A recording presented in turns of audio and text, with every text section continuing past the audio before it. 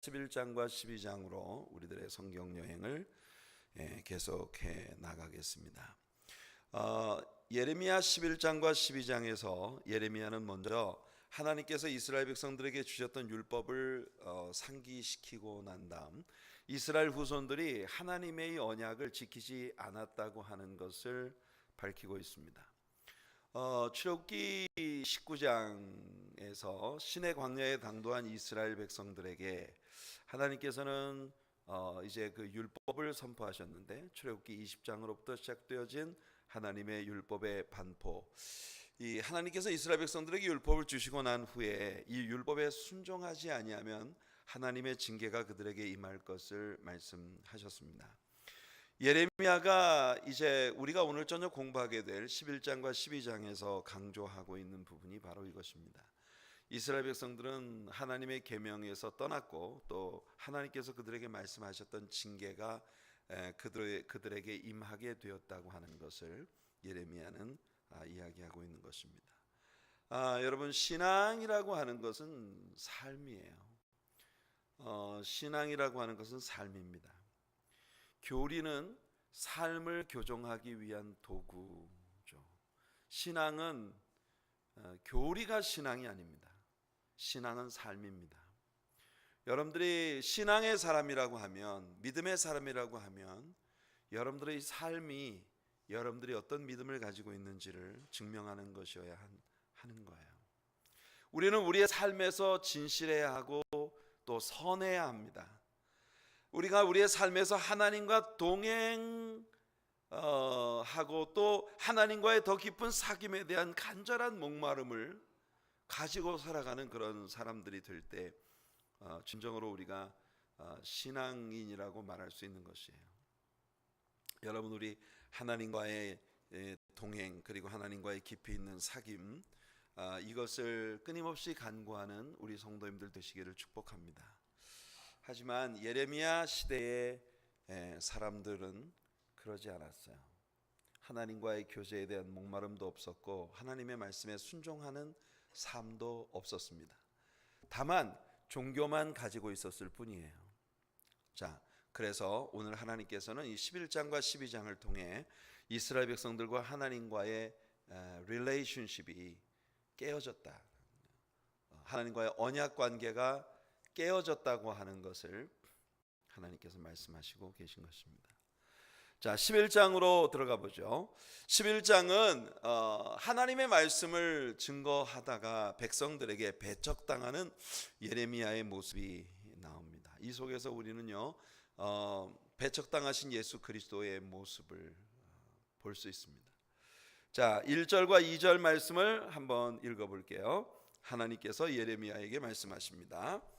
여호와께로부터 예레미야에게 임한 말씀이라. 이르시되 너희는 이 언약의 말을 듣고 유다인과 예루살렘 주민에게 말하라.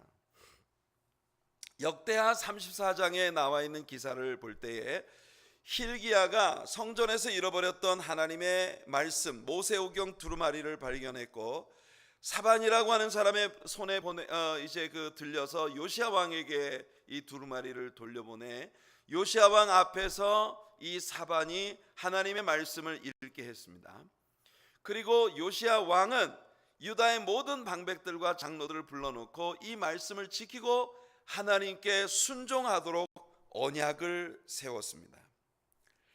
이 모세오경의 두루마리가 발견되기 전까지 그들은 하나님의 말씀을 몰랐고 또 하나님 말씀과 아무 상관도 없는 그런 삶을 살고 있었어요. 그러나 이 말씀이 발견되고 난 후에 그들은 하나님의 말씀을 들었고 또 하나님께 이 말씀에 순종하겠다는 언약까지 세운 것이에요. 그렇기 때문에 이들은 이제 하나님의 말씀에 대한 책임을 가지게 되었다고 하는 것입니다. 우리는 이 사실에 주목해야 합니다. 일단 말씀을 듣고 배웠으면 우리들에게는 무거운 책임이 주어지는 거예요. 유다 백성들은 하나님 말씀을 배웠고 그 말씀에 순종하겠다고 맹세까지 했는데 이 말씀을 지키지 아니하니까 하나님께서 경고하셨던 징계가 그들에게 임하게 된 것이에요. 자, 3절 말씀을 한번 같이 읽어보겠습니다. 그들에게 이르기를 이스라엘의 하나님 여호와께서 이와 같이 말씀하시되 이 언약의 말을 따르지 않는 자는 저주를 받을 것이니라. 이렇게 하나님께서 하나님과의 언약의 말씀을 따르지 아니하는 자들에게는 저주가 임할 것이라고 선포하십니다. 그리고 이제 이 11장에 남아있는 부분은 이 언약에 저촉되었던 유다 백성들의 삶에 대한 하나님의 상세한 지적이 나옵니다. 하나님은 4절부터 17절까지 말씀에서 유다 백성들의 우상 숭배를 영적 간음으로 지적하시면서 하나님과 결혼 관계처럼 우리 하나님과 언약 관계에 있었던 이스라엘 백성들이 그 언약을 깨뜨림으로 말미암아 이제 하나님과의 약속이 깨어졌다고 하는 것을 상기시키고 계신 것이에요. 예레미야 선지자의 고향이면서 또 그의 사역지였던 아나돗 사람들이 예레미야를 배척하는 장면이 이어집니다. 정말 안타까운 일이에요. 이미 그들은 하나님께 불순종해서 하나님의 징계를 목전에 두고 있는데 이번에는 자기들에게 하나님의 메시지를 가져오는 선지자까지 죽이려 듭니다. 하나님과의 언약이 깨어진 것만 해도 하나님의 징계를 면키 어려운데 거기에다가 하나님의 말씀이 담긴 메시지를 들고 오는 하나님의 종을 죽이려 하는 거예요. 그들의 죄가 점점 더 무거워지고 있습니다. 큰일이죠. 얼마나 안타까운 일입니까? 도살장에 끌려가는 순한 어린 양처럼 예레미야는 다만 하나님의 말씀에 순종하여 그에게 주어진 말씀 선포의 사명을 감당하고 있었어요. 그런 예레미야를 해하려고 하는 사람들은 아예 예레미야가 이 땅 위에서 기억조차 되지 못하도록 완전히 예레미야를 소멸시켜 버리겠다고, 흔적조차 지워버리겠다고 그렇게 이제 벼르면서 이 예레미야를 탄압을 하는 겁니다. 하지만 그와 같은 행동을 보이는 그 백성들에게 하나님께서는 여과 없이 당신의 분노를 표현하고 계세요. 22절과 23절 말씀입니다. 같이 읽어볼게요. 그러므로 만군의 여호와께서 이와 같이 말씀하시니라. 보라, 내가 그들을 벌하리니 청년들은 칼에 죽으며 자녀들은 기근에 죽고 남는 자가 없으리라. 내가 아나돗 사람에게 재앙을 내리리니 곧 그들을 벌할 해이니라. 하나님께서 오랫동안 참으셨어요. 그런데 하나님의 오래 참으심이 끝났습니다. 이제는 그들을 향한 하나님의 무서운 진노가 쏟아지게 될 것을 말씀하시는 거예요. 예레미야를 향한 하나님의 말씀의 요지는 더 이상 아나돗 사람들에게 가서 말씀을 전할 필요조차 없다는 거예요. 그들은 이미 하나님을 거절했고 하나님의 말씀을 가지고 오는 예레미야까지 죽이려고 하는 것을 하나님이 보셨습니다. 이제는 더 이상 그들을 위해 말씀을 전할 필요도 없고 심지어 그들을 위해 기도조차 하지 말아라. 예레미야는 너무나 가슴이 답답했습니다. 아나돗은 자신의 고향 땅이었고 그리고 자신의 친구들과 자신의 지인들이 많이 살고 있는 지역이에요. 그런데 그곳 사람들이 하나님의 말씀을 증거하는 자기 자신을 죽이려 한 것입니다. 그래서 예레미야는 그 도시를 떠나려고 합니다. 아나돗은 하나님 말씀을 받아들이지 않았어요. 예레미야서에서 여호와의 말씀이 예레미야에게 임했다라고 하는 구절이 계속해서 반복되고 있다고 하는 것을 우리는 예레미야서의 뚜껑을 처음 열던 날 함께 이야기했습니다. 이 사실 여호와의 말씀이 예레미야에게 임하니라 가라사대 반복적으로 예레미야서 안에서 계속되고 있는 하나님의 말씀이 지속적으로 예레미야에게 임했다고 하는 건 하나님의 종으로서 저 같은 사람에게 가장 부러워하게 되는 그런 구절입니다. 얼마나 좋은 일일까요? 하나님의 말씀이 나에게 임했다. 그래서 내가 여러분들에게 말씀을 증거할 때마다 하나님의 말씀이 내게 임했습니다. 하나님께서 이렇게 말씀하셨습니다 라고 여러분들에게 말할 수 있다는 건 얼마나 놀라운 특혜이고 축복입니까? 그런데 말이에요, 우리는 이 예레미야를 계속 읽어 내려가면서 여호와의 말씀이 예레미야에게 특별히 계속적으로 임하고 있다고 하는 것이 사실 예레미야에게는 엄청나게 가혹한 결과를 가져오는 일이었다는 사실을 보게 되는 겁니다. 여러분 기억하십시오. 여러분들이 지금 이 세상에서, 그리고 다가올 세상에서 여러분들이 하나님 사이드에 서려고 한다면, 하나님 편에 서려고 한다면, 여러분들에게 선포되어지는 하나님의 말씀을 사랑하고 그 말씀을 지키며 그 말씀을 전하며 그 말씀에 입각한 삶을 여러분들이 살아가고자 한다면, 예레미야에게 임했던 그 일이 여러분에게도 임하게 되리라는 걸 여러분 꼭 기억하시기 바랍니다. 무엇보다 쉬지 않고 예레미야에게 들려오는 하나님의 말씀의 내용, 곧 유다 백성들을 향한 하나님의 징계의 선언, 저 바벨론 제국이 북방으로부터 유다를 공격해 내려와서 유다를 완전히 섬멸할 것이라고 하는 이런 하나님의 무서운 심판의 선언은 그 메시지 자체만으로도 예레미야의 가슴을, 상당히 애국자였던 예레미야의 가슴을 찢어놓는 아픔이 되었습니다. 여러분 역설적입니다마는 하나님의 말씀을 알면 알수록 우리는 가슴이 찢어집니다.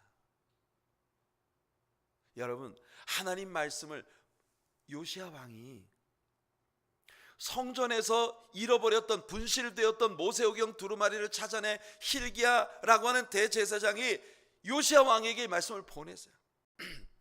사반이 요시야 왕 앞에서 하나님의 말씀 두루마리를 읽어주는데 그 말씀을 읽을 때 요시야는 가슴을 찢었습니다.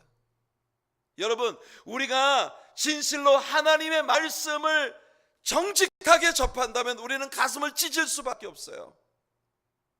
하나님 말씀 자체가 가지고 있는 하나님의 거룩하심, 그 거룩하신 하나님의 백성들을 향한 하나님의 요구, 그것이 우리들의 삶에서 현실적으로 이루어지지 못하고 너무나 많은 부분 성결하신 하나님의 자녀답지 못한 우리의 삶이 말씀 앞에 드러나기 때문에 우리는 말씀을 들을 때 가슴이 찢어질 수밖에 없어요.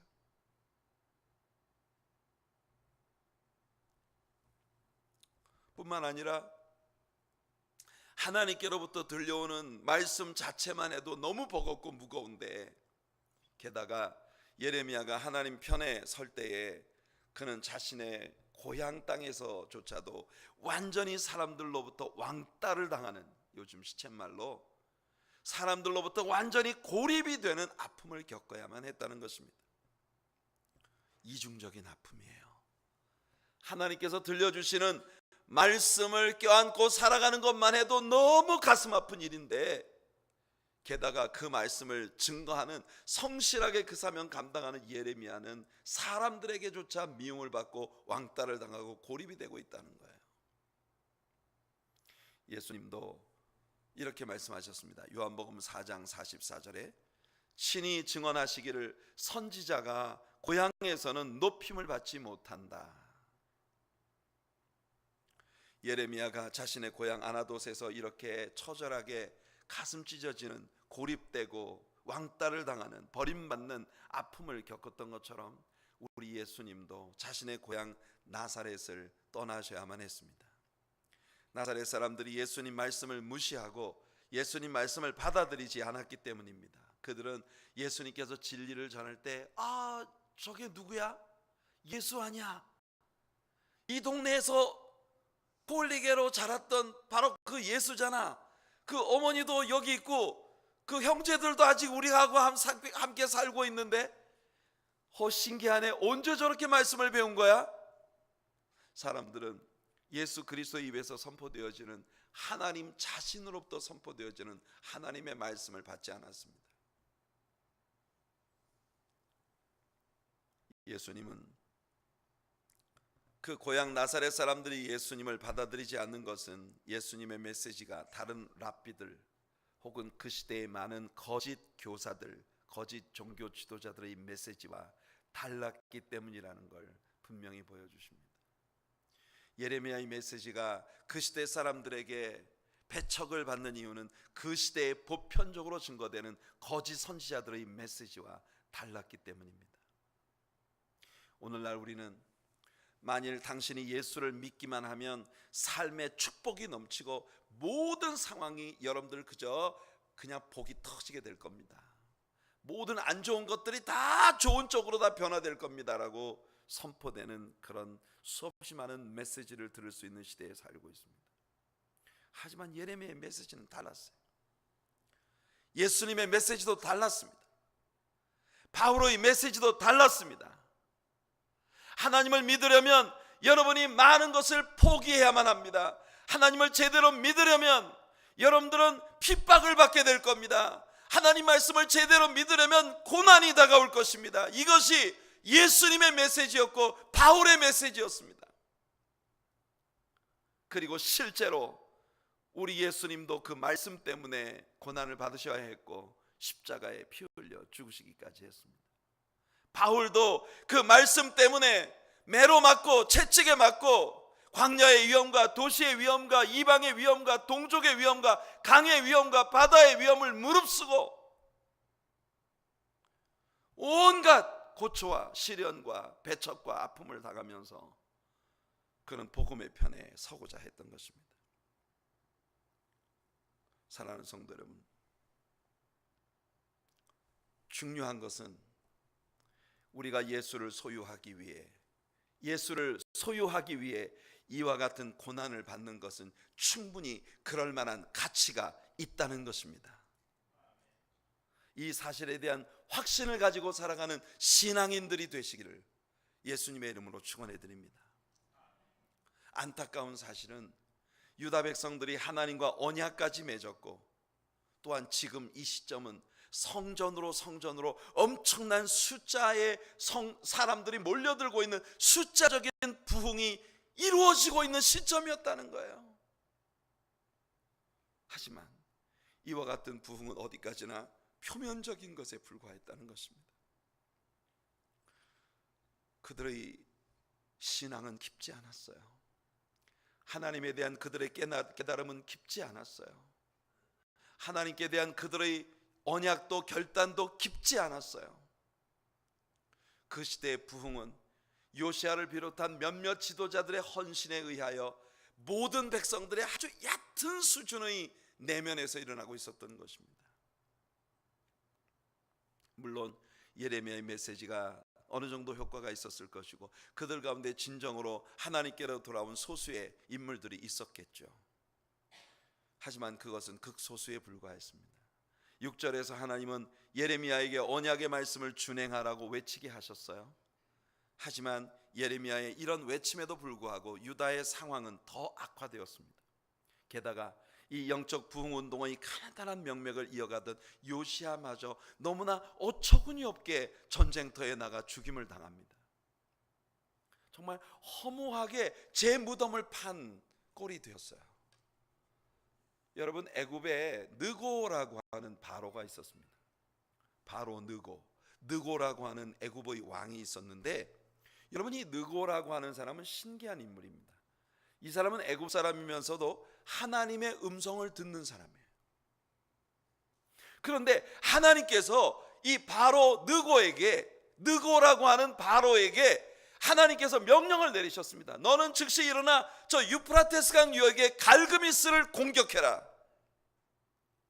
그래서 바로 느고는 저 동쪽 유프라테스 강변에 있는 갈그미스 족속을 정복하는 전쟁을 하러 나가기 위해 유다의 남부 접경지대를 지나가게 된 거예요.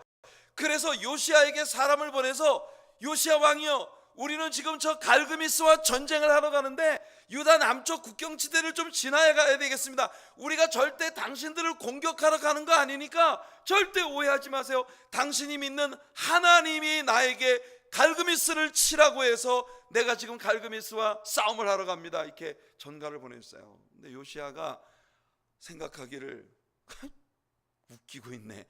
아니 애굽 왕 주제에 네가 하나님을 알아? 아니 이방 왕 바로 주제에 네가 하나님의 음성을 듣는단 말이야? 웃기고 있어. 어디 유다를 공격하려고 얕은 수를 쓰고 있어. 요시야가 여러분 애굽 왕 바로가 하나님의 음성을 듣는다는 사실에 대해서 코웃음을 친 거예요. 그리고 요시야가 그냥 변장을 하고 괜히 여러분 갈그미스와 전쟁을 하러 가고 있는 바로 느고의 군대를 향해서 변장을 하고 싸우러 간 거예요. 이 무모한 짓을 한 겁니다. 그래서 요시야 왕이요 그렇게 유다 나라에 마지막 부흥의 불꽃을 일으켰고 유다라고 하는 나라가 돌아올 수 없는 다리를 건너기 직전 정말 하나님의 음성 앞에 다시 귀 기울일 수 있는 가느다란 기회를 제공했던 이 선한 왕이 어처구니 없이 정말 아무 의미 없이 개죽음을 당한 거예요. 우리는 이 요시야 왕의 죽음에서 사실상 많은 교훈을 받아야 합니다. 여러분 절대 교만하지 마십시오. 교만은 패망의 선봉이라 그랬어요. 여러분들이 외모로 보기에 저런 사람이 무슨 영성이 있겠어 라고 보이는 사람이 여러분들이 알지 못하는 하나님의 깊은 세계를 알 수 있습니다. 여러분들이 겉보기에 저 사람 뭐 별로 가진 것도 없고 배움도 많지 않은 것 같고 그런데 저 초라하게 생긴 사람이 뭘 대단한 하나님의 깊은 영성을 갖고 있겠어 라고 여러분들이 사람을 외모로 판단할 때 여러분들이 무시하는 그 사람이 여러분들을 깜짝 놀라게 할 만큼 여러분들이 상상도 할 수 없을 만큼 하나님과의 깊은 교제 가운데 있을 수 있다는 거예요. 저는 오늘 우리 하나님의 사랑교회 모든 성도님들이 하나님과 그런 깊은 교제를 가지는 실질적인 하나님의 자녀들이 되시기를 축복합니다.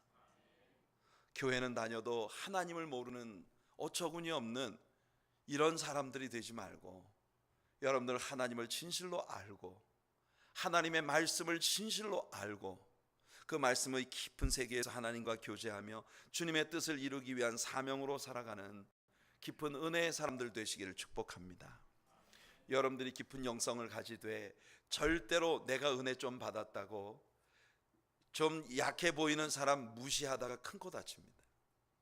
요시야라고 하는 왕은 너무 선하고 너무 아름다운 왕이었는데 비극적으로 우리들에게 그런 정말 가슴 아픈 교훈을 남겨주고 느닷없이 죽은 거예요. 유다의 마지막 희망의 불꽃은 그렇게 꺼져버리고 말았습니다. 우리가 다음 주에 배우게 되겠습니다만 요시야 왕 이후에 일어난 왕들은 정말 개판이었어요. 죄송합니다. 이런 원색적인 단어를 써서 죄송합니다만 정말 요시야 왕 이후에 일어난 왕들은 전부 개판이었어요. 여호야김,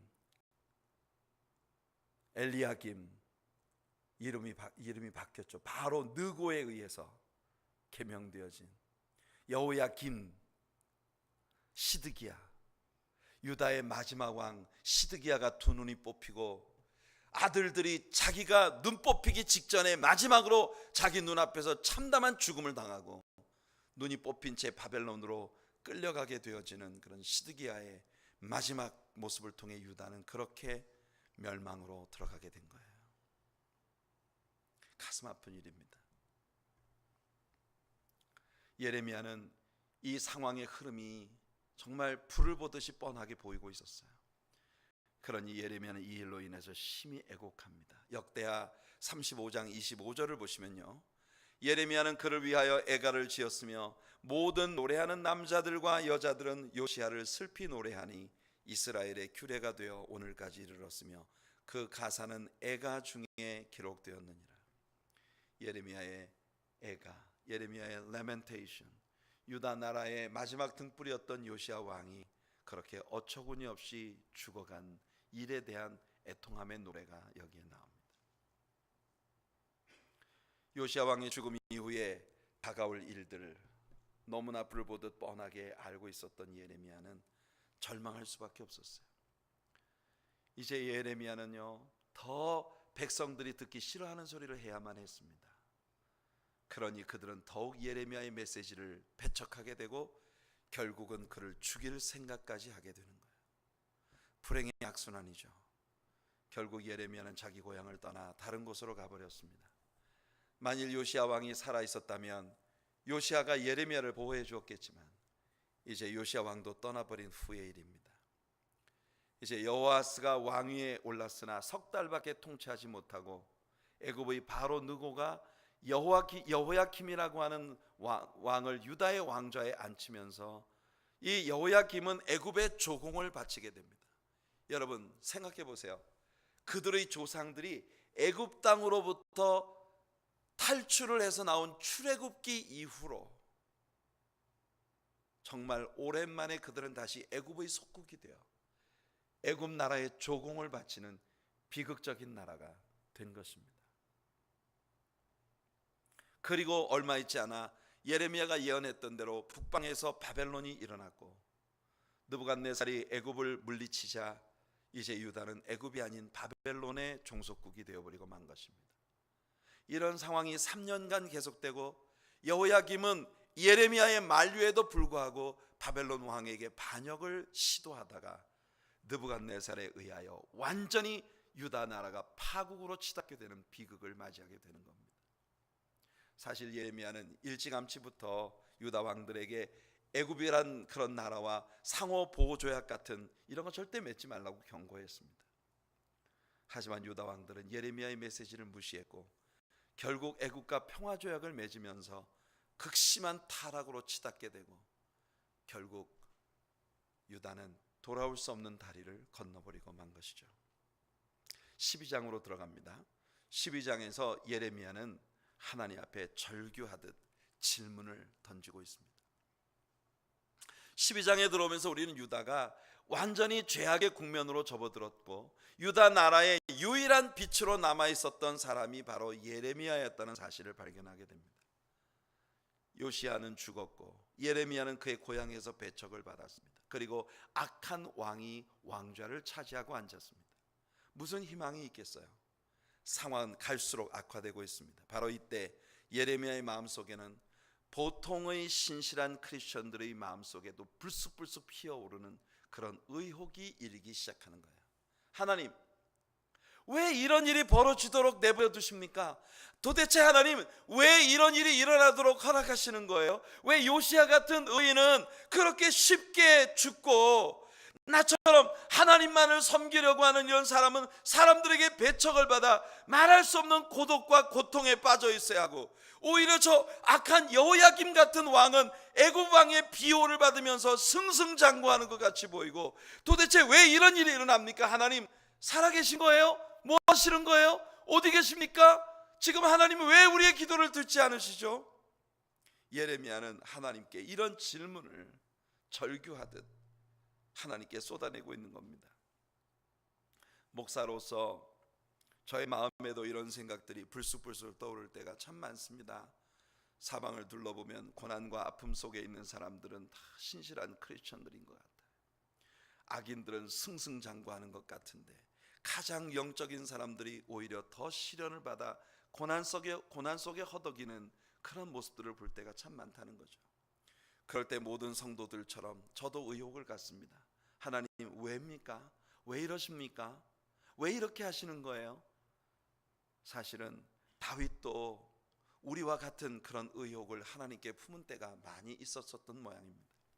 시편 37편 35절을 보면 다윗은 말하기를 내가 악인의 큰 세력을 본즉 그 본래의 땅에 서 있는 나뭇잎이 무성함과 같습니다. 여러분, 악인이 형통한 것을 보면서 나는 하마터면 시험에 빠질 뻔했습니다. 그렇게 다윗이 고백하고 있어요. 악인은 형통한 것 같고 악인은 뭘 해도 다 잘 되는 것 같은데 정작 하나님 앞에 의롭게 살려고 하는 성도가 고통을 받고 어려움을 당하는 그런 일들을 볼 때 얼마나 속상하고 가슴 아픈지 모르겠습니다. 자, 예레미야가 하나님께 어떻게 질문을 하고 있는지 봅시다. 1절과 2절입니다. 함께 읽을게요. 여호와께서 내가 주와 변론할 때에는 주께서 의로우시니이다. 그러나 내가 주께 질문하옵나니 악한 자의 길이 형통하며 반역한 자가 다 평안함은 무슨 까닭이니까? 주께서 그들을 심으심으로 그들이 뿌리가 박히고 장성하여 열매를 맺었거늘 그들의 입은 주께 가까우나 그들의 마음은 머니이다. 하나님, 왜 악한 자들이 늘 형통합니까? 이것이 예레미야의 질문이었어요. 저도 때로는 같은 질문을 합니다. 하지만 하나님은 제게 아무 대답도 안 하십니다. 예레미야에게도 아무 답하지 않으셨어요. 다윗에게도 하나님은 아무 답도 하지 않았어요. 다만 하나님의 성전에 들어가 주님을 예배하며 하나님 앞에 엎드릴 때, 하나님의 말씀을 읽을 때 하나님께서는 조용히 우리들에게 깨달음을 주십니다. 성도 여러분, 하나님과의 그 깊은 교제 가운데서 이런 질문들에 대한 해답을 얻으시는 우리 성도님들 되시기를 축복합니다. 하나님은 많은 때에 악인이 푸른 나무처럼 번성하도록 내버려 두십니다. 왜 하나님은 정말 신실한 하나님의 사역을 서포트하고 싶어하는 사람들에게 큰 번성함을 주시지 않는 것일까요? 저는 하나님께 많은 때 질문을 합니다. 하지만 대답이 없으십니다. 3절과 4절에서 예레미야는 계속 묻습니다. 하나님, 왜 저들을 심판하지 않으시는 겁니까? 이러다 이 땅이 완전히 말라버리겠습니다. 하나님, 왜 움직이지 않으세요? 우리들에게 이런 질문이 일어날 때 우리가 할 일은 오직 하나뿐입니다. 하나님을 믿는 거예요. 그리고 하나님께 믿음으로 모든 것을 위탁하고 맡겨버린 사람의 마음에 하나님이 부어주시는 평안함을 얻는 것뿐입니다. 예레미야는 이 12장을 시작하면서 내가 주님과 논쟁을 벌일 때 주님은 분명 의로우십니다, 이걸 전제하고 있어요. 나는 하나님이 의로우시다는 사실을 믿습니다. 하지만 하나님, 제 마음속에 이런 의혹이 일어나는 걸 어쩔 수가 없어요. 연약한 한 인간으로서 나는 하나님을 믿습니다. 하나님이 의로우시다는 걸, 하나님이 반드시 당신의 의를 이루어내신다는 사실을 믿습니다. 그런데도 불구하고 내 마음속에 일어나는 이 의심을 나는 어찌할 수가 없어요. 주님께 난 질문을 던져야만 하겠습니다. 그렇게 예레미야는 하나님 앞에 말하고 있는 것입니다. 자신이 하나님께 논쟁을 걸고 있지만 사실 하나님은 의로우신 분이시고 그분의 결정은 모든 것이 의롭고 완전하다는 것을 예레미야는 믿고 있다는 것을 분명히 합니다. 여러분, 우리들도 그것을 믿어야 합니다. 때로는 모든 게 불합리해 보이고 때로는 우리의 삶에 내 눈앞에서 벌어지는 일들이 정말 마음에 들지 않는 그런 상황 가운데 있을 때가 많지만 그럼에도 불구하고 여전히 하나님은 지금 모든 걸 잘하고 계시다고 믿는 것. 제가 종종 인용하는 페니 제인 크로스비의 나의 갈 길 다가도록 예수 인도하시니, 그 찬양의 후렴 부분의 마지막 가사가 무슨 일을 만나든지 만사형통하리라. 우리말에 무슨 일을 만나든지 만사형통하리라는 그 가사에 원래 그 크로스비의 원래 원어의 그 찬송 가사 라인은 이렇습니다. Whatever befall me, 나에게 어떤 것이 내 삶 앞에 다가온다 하더라도 I know that Jesus does well. 예수님이 잘하고 계시다는 사실을 나는 분명히 알고 있습니다. 성도 여러분, 여러분들도 페니 제인 크로스비처럼 그것을 믿는 성도님들 되시기 바랍니다. 하나님은 모든 일을 잘하고 계신 중이시다. 우리가 이 세상에서 살 수 있는 길은 그것밖에 없어요. 하나님의 의로우심과 그의 완전하심을 믿는 저와 여러분들이 되시길 바랍니다. 이게 우리가 해야 할 일이에요. 믿는 것만입니다. 아무리 이해할 수 없는 일들이 벌어져도 하나님은 지금 가장 올바른 일을 하고 계세요. 머지않아 그분의 의로운 계획이 나타나게 될 것입니다. 그것을 믿는 게 믿음이에요. 우리는 보이는 것으로 행치 않고 믿음으로 행하는 사람들입니다. 예레미야 혼자 하나님 사이드에 서 있어요. 여호야김은 사악한 지도자였고 그가 왕좌에 앉아 있습니다. 상황은 갈수록 나빠집니다. 예레미야는 도대체 무슨 일인가? 도대체 어찌 되려고 세상이 이 모양인가? 의혹을 갖고 있습니다. 이미 11장의 16절에서 하나님은 예레미야에게 이렇게 확답하셨습니다. 하나님께서 모든 일을 다루실 것이라는 걸. 한번 같이 읽어볼까요? 예레미야 11장 16절. 여호와께서는 그의 이름을 일컬어 좋은 열매 맺는 아름다운 푸른 감람나무라 하였으나 큰 소동 중에 그 위에 불을 피웠고 그 가시는 꺾였도다. 여러분, 불합리한 길을 가고 있는 유다 백성들에 대하여 그들은 열매를 맺는 아름다운 푸른 감람나무라는 호칭은 가지고 있으나 사실상 그들은 열매 없는 나무였고, 그래서 여호와 하나님의 진노의 불이 그 위에 피워졌고 그 가지는 꺾였다고 말하고 있는 겁니다. 감람나무의 가지가 꺾였다, 이렇게 이야기하면 생각나는 말씀이 있어야겠죠. 여러분, 신약 성경에서 감람나무 가지가 꺾여버린 그 혜택을 이방인들이 누리게 되었다고 하는 것에 대해서 말한 사람이 누굽니까? 바울이죠. 바울이 로마서에서 그런 말을 했어요. 참 감람나무인 이스라엘 가지가 꺾이고 그 자리에 이방인들을 돌 감람나무인 이방인들이 들어와 접붙임을 받아 우리가 하나님의 자녀가 되었다는 겁니다. 이것이 하나님의 신비예요. 바울이 바로 예레미야 선지자의 이 말씀을 인용해서 로마서에서 그 말씀을 한 것입니다. 하나님은 내가 일을 행하겠다 하셨습니다. 그리고 하나님은 예레미야가 상상도 못했던 일을 행하신 것이에요. 그것이 바로 유다 백성들의 타락으로 인하여 예수 그리스도의 생명을 이방인들에게 덧입혀 주시고 저와 여러분 같은 이방인들이 하나님께 구원을 받고 돌아오는 역사를 일으키신다는 겁니다. 예레미야는 정말 이런 것을 생각도 못했을 거예요. 그런데 하나님께서 선포하신 이 일을 예수님이 행하신 것입니다. 그리고 저와 여러분들이 예수님과 하나님 사이의 언약의 수혜자로서 돌 감람나무인 본래 죄악 가운데서 태어나 하나님의 저주와 멸망에 처할 죄인이었던 우리들이, 이스라엘 백성들이 꺾여져 나간 그 자리에 하나님의 자녀로 입양되어져서 하나님의 친백성이 되었다는 것입니다.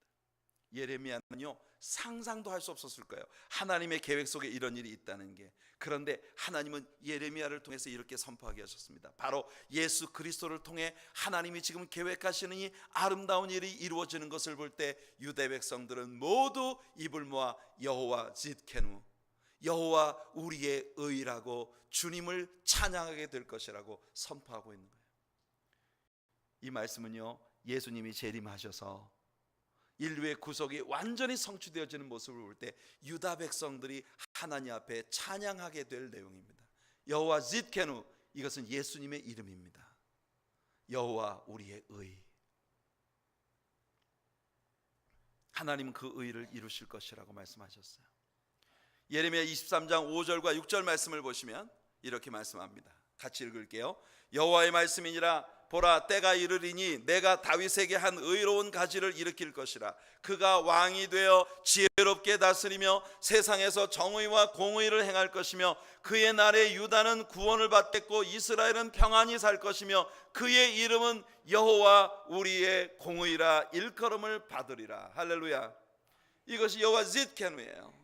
여기 보면 때가 이르리니 내가 다윗에게 한 의로운 가지를 일으킬 것이라. 다윗에게서 일어나는 한 의로운 가지가 뭘 말합니까? 바로 예수님을 말하는 거예요. 예수님의 재림의 날 그가 왕의 왕, 주의 주로서 지혜롭게 온 열방을 통치하시는 킹덤 에이지, 왕국 시대가 펼쳐지게 될 때 우리 하나님의 지혜로서 수많은 이방인들이 구원함을 받아 하나님을 찬양하고 드디어 이스라엘과 유다에도 하나님의 구원의 역사가 이루어질 때 모든 유다 백성들이 재림하신 예수님을 여호와 우리의 공의라고, 여호와 짓케누라고 우리 주님을 찬양하게 될 것이라는 걸 예레미야가 예언하고 있는 것입니다.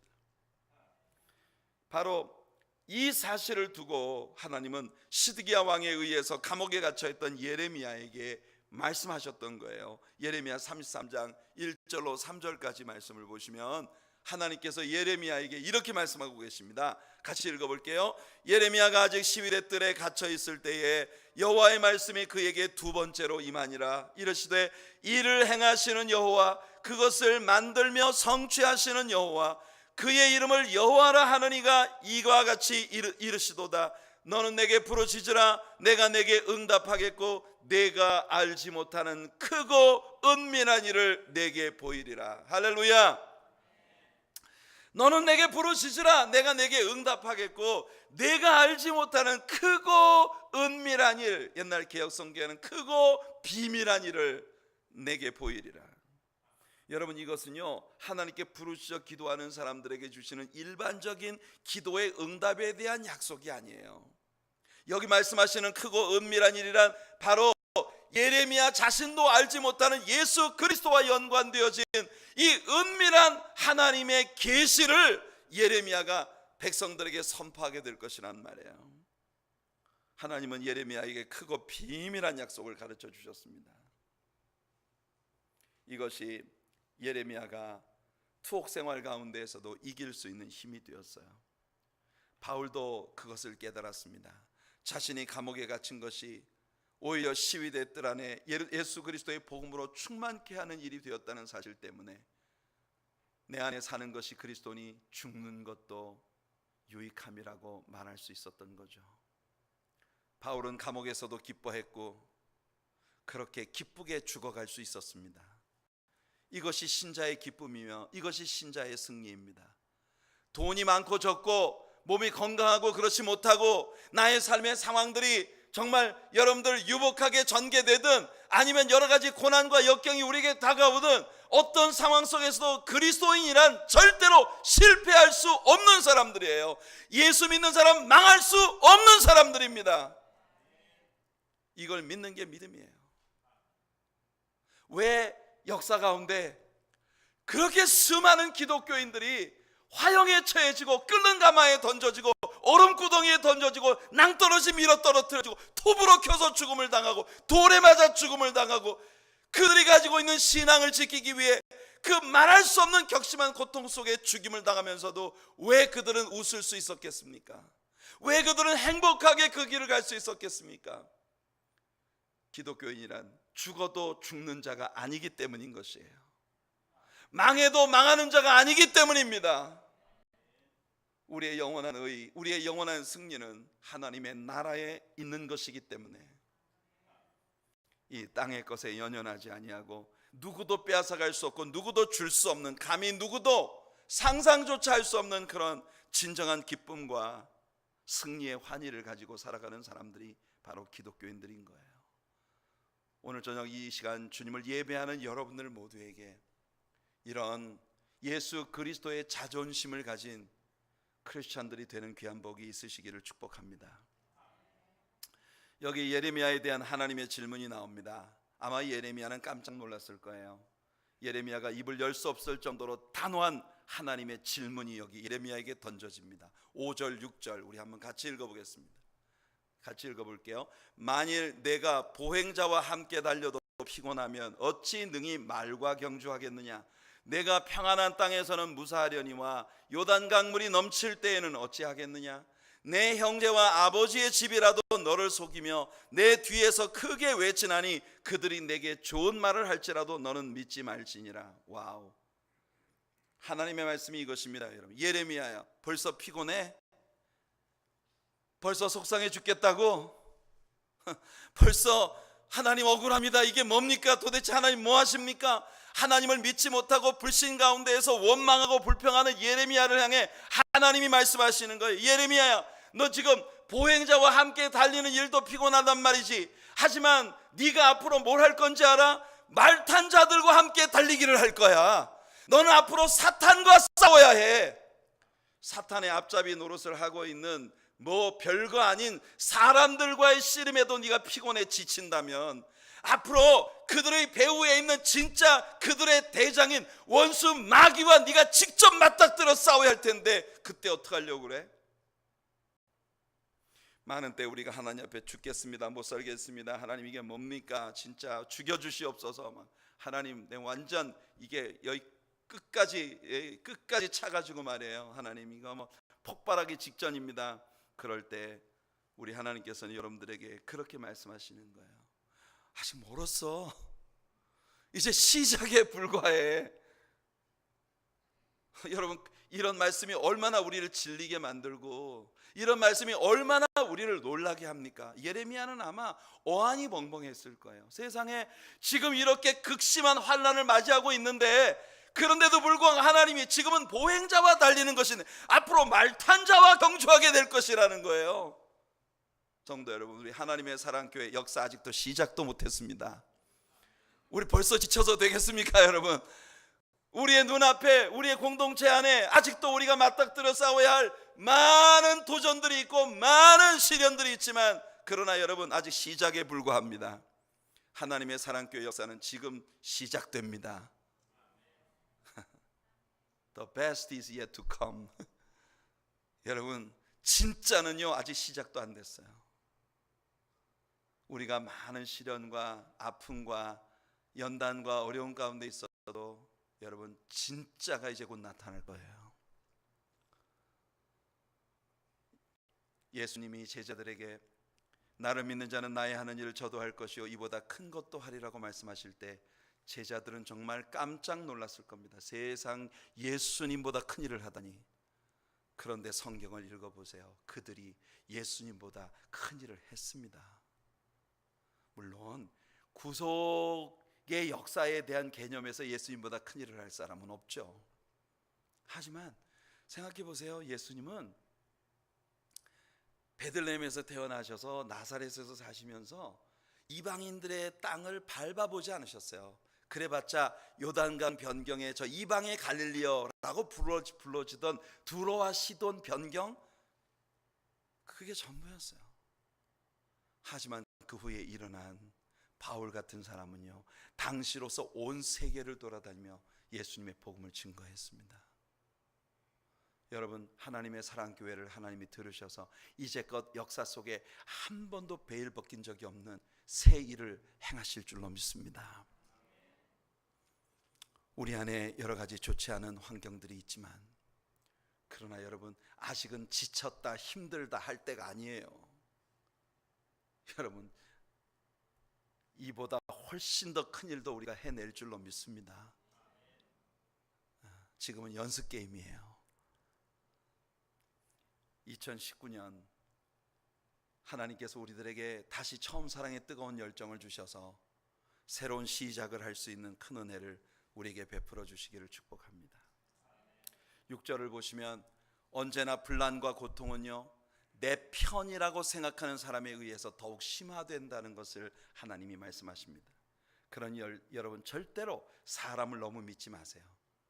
나에게 조금 친절하게 대해준다고 해서 간이고 쓸개고 다 빼주었다가 나중에 그것이 내 약점이 돼서 나를 찌르게 되는 일이 수도 없이 일어납니다. 하나님은 이렇게 분요한 때에 내 아비도 친척도 믿지 말아라.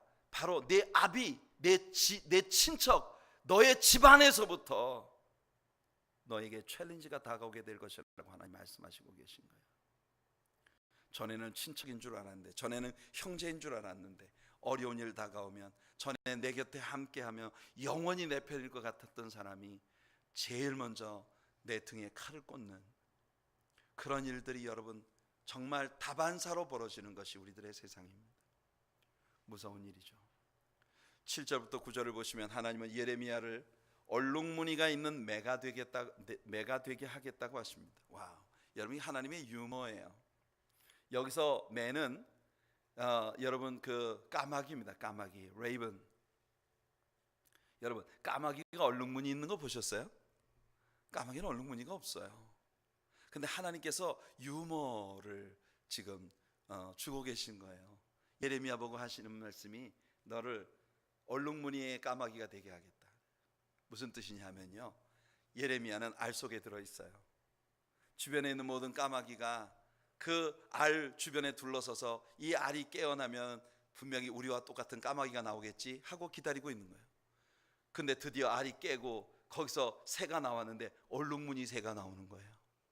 그러니까 주변에 있는 까마귀들이 아유, 이 무늬가 있는 새가 나오니까 배신당했다고 생각하는 겁니다. 그래서 예레미야를 죽이려 든다는 거예요. 이 세상 사람들이 여러분에 대해 여러분들도 자기들과 똑같은 사람일 것이라는 기대를 갖고 있습니다. 그러나 여러분 속에는 그리스도가 계십니다. 여러분은 절대 그들과 같은 사람들이 아닙니다. 때가 되면 여러분이 누구인지가 확연히 드러나게 될 것이에요. 그러면 분명 사람들은 여러분을 미워하게 될 겁니다. 세상은 예레미야를 미워했습니다. 세상은 이사야를 미워했습니다. 세상은 예수님을 미워했고 스데반도 미워했고 바울도 미워했습니다. 처음에는 자기 편인 줄 알았다가 나중에 완전히 다른 존재라는 것이 드러나자 그들을 모두 죽였습니다. 여러분, 하나님은 여러분들도 예수님을 닮은 얼룩무늬새로 만들고자 하십니다. 그렇게 되길 원하십니까? 생각해 보셔야겠어요? 이제 하나님은 하나님께서 유다에 행하실 일에 대해서 말씀하십니다. 하나님의 스케줄이에요. 예레미야의 왜 이렇게 행하십니까? 라는 질문에 대한 하나님의 답변입니다. 야, 나도 다 생각이 있어. 하나님 그렇게 말씀하시는 거예요. 10절로부터 17절을 보시면 많은 목자가 하나님의 포도원을 파괴시키고 하나님의 분깃을 유린했다고 하십니다. 결국 하나님의 분노로 인해 밀을 심어도 가시를 거두는 고통이 다가왔다는 것을 선포하십니다. 이제 하나님은 그 분노로 유다를 치실 거예요. 그리고 그들을 뽑아내어 이방인의 땅으로 옮겨가실 겁니다. 하지만 하나님은 그들을 다시 불쌍히 여기시고 그들로 하여금 유다 땅으로 다시 돌아오게 하실 것이라는 거예요. 하지만 그 이후에는 오히려 유다 백성들에게 우상 숭배를 강요하고 또 미혹했던 이방인들이 오히려 유다 백성들 가운데 세움을 입어 하나님을 섬기게 하시겠다고 말씀하고 계십니다. 이게 신비예요. 지금 하나님은 예레미야를 통해 계속해서 유다 백성들의 멸망 속에 이방인들의 구원이 묻어서 돌아오게 된다는 사실을 암시하고 계시는 거예요. 앞으로 예레미야에 남아있는 말씀을 우리가 공부하면서 이 부분에 대한 메시지가 이제 집중되어지는 그런 부분을 우리가 보게 될 것입니다. 사랑하는 성도 여러분, 지금 예레미야에 의해서 예언되어졌던 그 예언이 성취되는 것을 보는 것이 바로 우리들의 세대입니다. 우리는 이방인들이지만 이스라엘의 파멸과 함께 묻어서 예수 그리스도로 말미암아 구원받은 하나님 백성이 되어 주님께 돌아왔습니다. 성도 여러분, 하나님께서 저와 여러분 그리고 우리 교회를 들어서 세상을 변화시키시는 놀라운 역사를 시작하실 것을 믿습니다. 보행자와 함께 달려도 피곤하면 말과 함께 경주할 때 어찌 이길 수 있겠습니까? 여러분들을 향한 하나님의 기대는 여러분들이 악한 원수 마귀가 싸워 대승을 거두는 위대한 믿음의 사람이 되는 것입니다. 지금 여러분의 삶에 다가오는 피곤과 낙심과 어려움들, 그 모든 것들은 이제 연습 게임에 불과한 거예요. 예수 그리스도를 의지하고 성령의 권능을 받아 위대한 승리를 이루어내는 하나님의 인류를 향한 교회 역사의 새로운 한 장르를 열 수 있는, 한 스테이지를 열 수 있는 우리 교회와 저와 여러분, 우리들 모두가 되기를 예수님 이름으로 축원해 드립니다.